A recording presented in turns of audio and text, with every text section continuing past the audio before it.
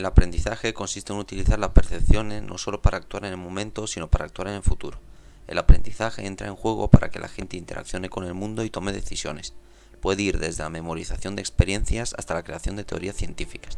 A continuación vamos a hablar sobre aprendizaje inductivo a partir de observaciones. Los investigadores han creado una gran variedad de elementos de aprendizaje.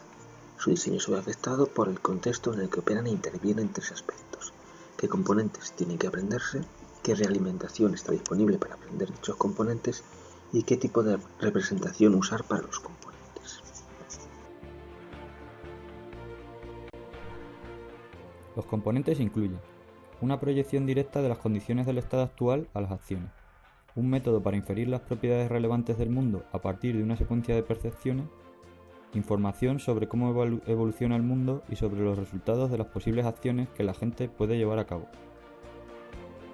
Información de utilidad, que indica lo deseables que son los estados, información acción-valor, que indica lo deseables que son las acciones, y metas, que describen las clases de estados que maximizan la utilidad de la gente. Cada uno de estos componentes puede aprenderse con una realimentación apropiada. Se distinguen tres tipos de aprendizaje.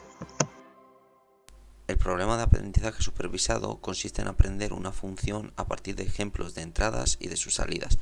Cada vez que el instructor grite frene, el agente puede aprender una regla condición-acción que le indica cuándo frenar. El agente aprende que a partir de un estado genera una salida booleana: frenar o no frenar. El problema de aprendizaje no supervisado consiste en aprender a partir de patrones de entrada para los que no se especifican los valores de sus salidas. Por ejemplo, un agente taxista debería desarrollar gradualmente los conceptos de día de tráfico bueno y día de tráfico malo sin que se le hayan sido dados ejemplos etiquetados de ello. El problema del aprendizaje por refuerzo. Sin que el profesor indique qué hacer, el agente debe aprender a partir de un refuerzo. Por ejemplo, la falta de propina al final del viaje o una gran factura por golpear otro coche da al agente indicaciones de que su comportamiento no ha sido el deseable.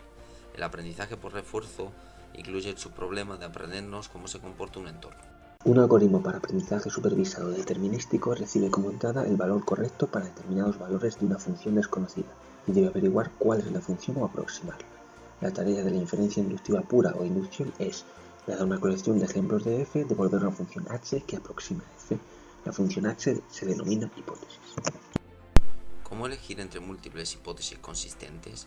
Una respuesta la proporciona la navaja de Ockham. Es preferible la hipótesis consistente con los datos que sea más sencilla. Se dice que un problema de aprendizaje es realizable si el espacio de hipótesis contiene la función verdadera.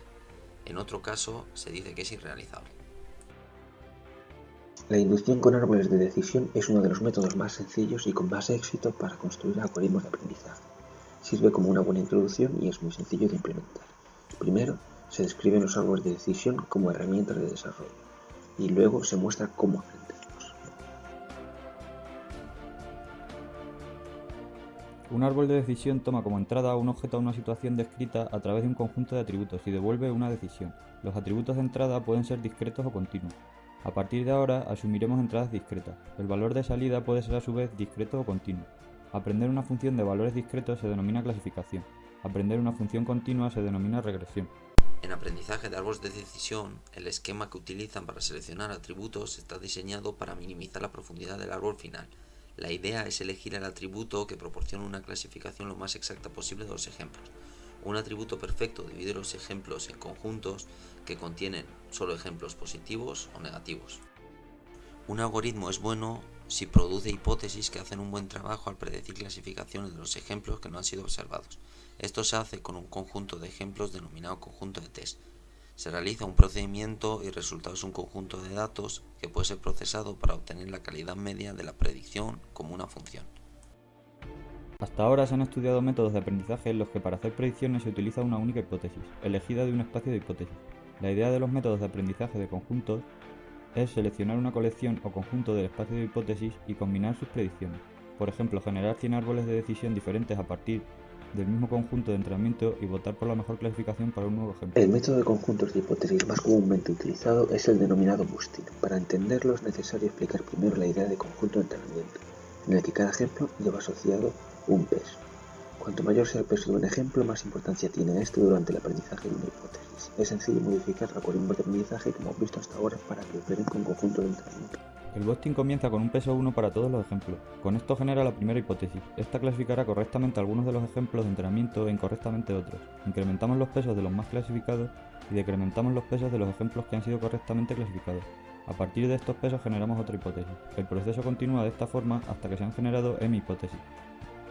La navaja de Ockham indica que es mejor no hacer hipótesis más complejas de lo necesario, pero la gráfica indica que es mejor si el conjunto de hipótesis se hace más complejo. Una explicación es que el boosting aproxima el aprendizaje bayesiano, del que se puede demostrar que es un algoritmo de aprendizaje óptimo, y la aproximación mejora a medida que se añaden más hipótesis. ¿Cómo podemos estar seguros de que la teoría que ha generado el algoritmo de aprendizaje predecirá correctamente el futuro? ¿Cómo sabremos que la hipótesis H está cercana a la función objetivo f si no conocemos dicha función? Estas preguntas han sido meditadas durante siglos. Hasta que se encuentre respuesta para ellas, el aprendizaje automático estará preguntándose por sus propios sensatos. El principio fundamental es el siguiente: cualquier hipótesis que sea muy errónea será descubierta con una probabilidad alta después de un número pequeño de ejemplos, ya que realizará una predicción incorrecta. Para ellos es improbable que cualquier hipótesis que es consistente con un conjunto suficientemente grande de ejemplos de entrenamiento sea muy errónea, es decir, debe ser una aproximación correcta probable. Los resultados del PAS-aprendizaje son resultados para el peor caso en complejidad y no reflejan necesariamente el caso medio de la complejidad de la muestra. Mientras los aspectos se comprenden mejor, la teoría computacional del aprendizaje continúa proporcionando valiosas cosas del campo del aprendizaje automático para predecir y modificar la habilidad de aprendizaje de los algoritmos.